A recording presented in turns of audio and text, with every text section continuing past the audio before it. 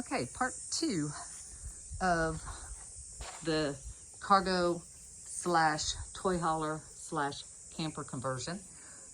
Got the walls done, got the ceiling done with the insulation, and so now I'm going to insulate the floor. But first I'm gonna clean it all out, sweep it up good, caulk all the seams and all that good stuff. And once I've got that done, then I'm going to lay in the flooring once it's insulated. So I'm going to use the same 1 inch insulation on the floor. We'll see how it goes. I don't know, you may like it.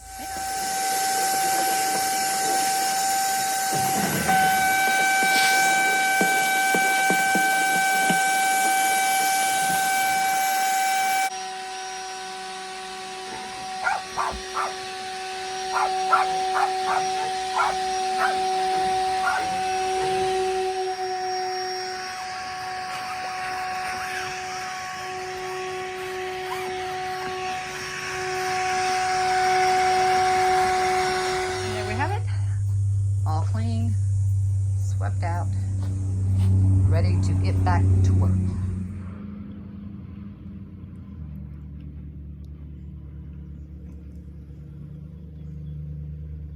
Okay, so here's what I'm doing. I've got the sheets are 4x8, and so I'm going to go ahead and lay out the full sheet first, and then I'll cut around for the other pieces.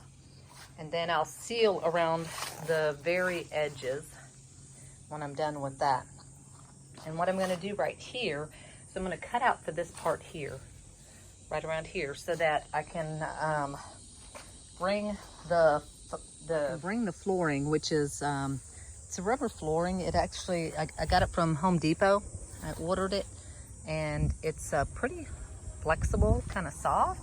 So I think it should be pretty easy to install, but that way I'm gonna cut it in and let it come down the side and then put it up underneath there, if that makes any sense. I'll show you when I get there. And I'm not gonna glue this down. I'm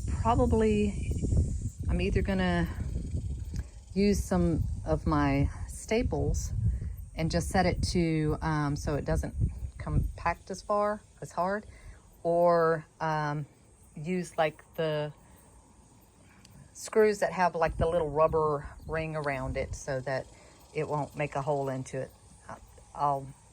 When I actually get there and doing it, I'll show you what I did. So I need to measure what the actual length is back here, because you know, you think it says 6 foot, that's the outside width. So what's the actual inside width? We need to measure that because it is a cargo trailer, so measurements aren't always okay. So the actual width is just under 69 inches. So about several inches, 72 inches is 6 feet, so about 3 inches less.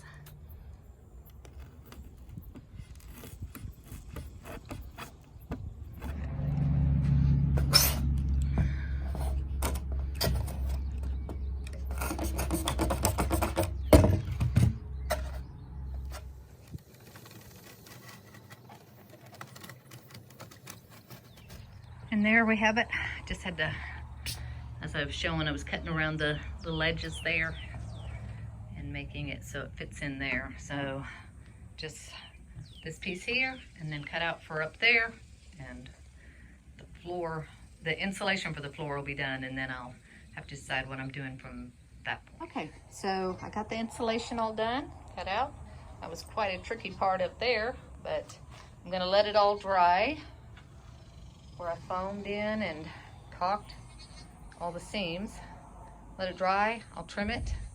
And I did end up just using the staple gun, and I just put it on its lowest compression, because I know that every place where you compress it, you take away from the R value.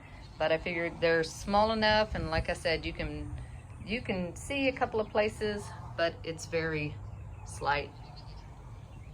So that should do it.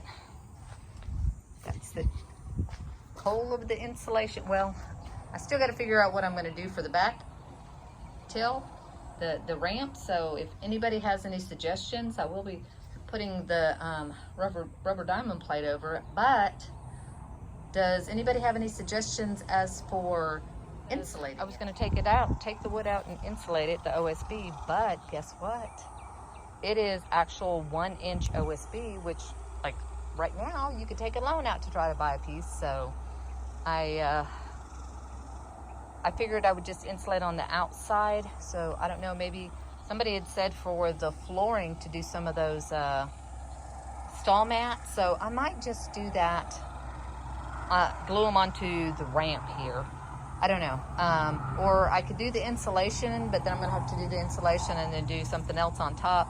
And the interior space, more than the height, is precious, so to speak. Since it is just a 6x10 and like, I don't know, I think it's 18 inches for the nose, but height we have, you know, it was 6'6", and so we lost an inch on the insulation and then on the flooring. So maybe, you know, say total 1.5 inches between the floor and the ceiling we'll lose. But considering 5'9",